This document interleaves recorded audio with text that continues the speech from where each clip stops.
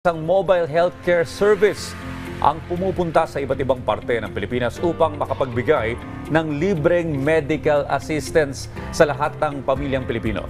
At ngayon nga po ay makakasama natin ang founder nito na si Dr. Jim Sanchez upang bigyan tayo ng iba pang detalye tungkol sa kanyang Hospital on Wheels. Magandang umaga po, Doc Jim. Welcome po dito sa Rise and Shine Pilipinas. Morning, Doc.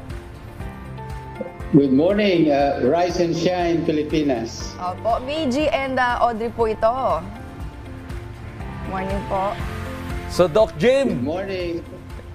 patuloy po itong pagsasagawa ninyo ng surgical, medical, dental and vision screening mission sa iba't ibang bahagi ng bansa. Saan naman po ang susunod ninyong pupuntahan at ano-ano po pong mga lugar yung target nyong tahakin o puntahan? Itong September 20 to 23, nasa Solana, Cagayan kami.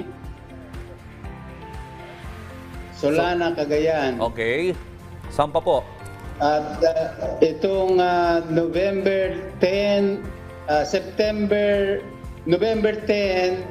hanggang November 12, nasa Lopez, Quezon kami. Pagkatapos noon, November 30 to December 3, nasa San Jose, Nueva Ecija.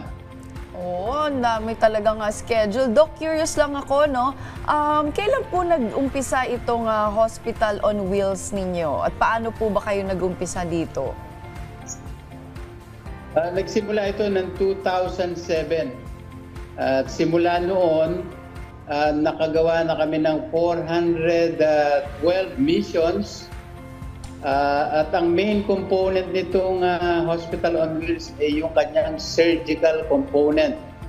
Nag-oopera kami sa loob ng bus, 3 operating tables, simultaneous ang operasyon.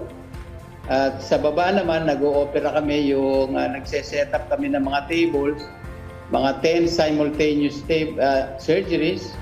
So, ang aming operasyon, 12 surgeries simultaneous at nakakagawa kami ng more than 100 surgeries per day. Opo, Doc. Oo nga, nabanggit nyo, no, may surgical kayo, may medical, at alam ko po ay may dental din po, no? Sa surgical, Doc, ano po yung mga klaseng surgeries ang nagagawa po dito sa ating Hospital on Wheels? Tapos sa dental naman po, ano po yung mga procedures na pwede rin po ditong gawin sa loob ng bus? Okay, yung sabi ko nga, ito ang kakaiba sa atin. Ang surgical namin, ang pinakamaraming inoopera namin, yung may mga bukol. Cancer, benign, malignant, from head to toes. Kahit na malalaki, ginagawa namin, kahit na mga breast cancer. At tapos, may mga procedures, marami rin, yung may mga bingot sa mga bata, at saka yung mga revisions, no? Yung ginawa na, tapos hindi maganda ang gawa. Inuulit namin yan, inaayos na rin namin yung mga deformities like yung sa ilong. Yung mga may hernia, marami rin yung may mga luslos. Mga bata hanggang matanda, ginagawa namin yung mga luslos. At saka yung mga may skin cancer na tinatanggal namin tapos nire-reconstruct na namin kaagad. At marami pang mga reconstructive surgeries. Tapos yung mga dental naman, kasama rito ang preventive, kasama yung extraction at saka may mga filling na kung sa tingin nila pwedeng gawan ng fillings.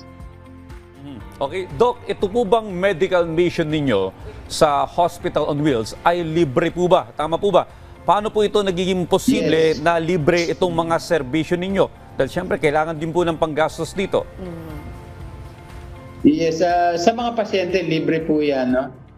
Ang partners po namin, may local organizations na kapartner namin. At saka meron kaming foundation sa Amerika, yung Friends Who Care.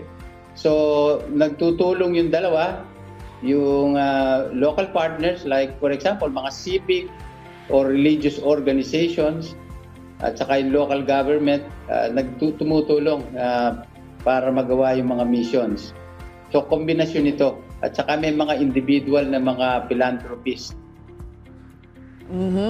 Doc, for sure nakikurious po ang ating mga ka-RSP, no? Paano po nagagawa yung surgery sa loob ng bus? Ano po bang mga features nito, yung mga pasilidad po nito? Kompleto po kami, pati mga gamit, mga cautery machine, surgical instrument, oxygen, yung mga emergency measures, meron kami. So kung ano makikita mo sa operating room sa mga hospital dito, yun din ang aming gamit doon. So we can do the procedure safely. At ito, sabi ko nga sa inyo, nagagawa namin on the average twice a month. Nagagawa namin to all over the Philippines, mostly in Luzon. Huwag ka pag-alala, Meiji, hindi naman umaandar habang nag-o-opera. Oo nga eh. Well, Pero sa makikita natin, no, ang laki talaga ng bus. So, kasya kompleto talaga. siya. Oo. Well, ito naman po, no, bilang panghuli, Doc, meron po ba kayong mga website para puntahan ng ating mga kababayan para abangan kayo sakaling kayo bibisita sa kanilang lalawigan o probinsya? Tingnan lang po ninyo sa Facebook at saka sa website, makikita po ninyo, Hospital on Wheels, Mission to Heal. So lahat po ng aming ginagawa at saka yung mga schedule namin, makikita po ninyo.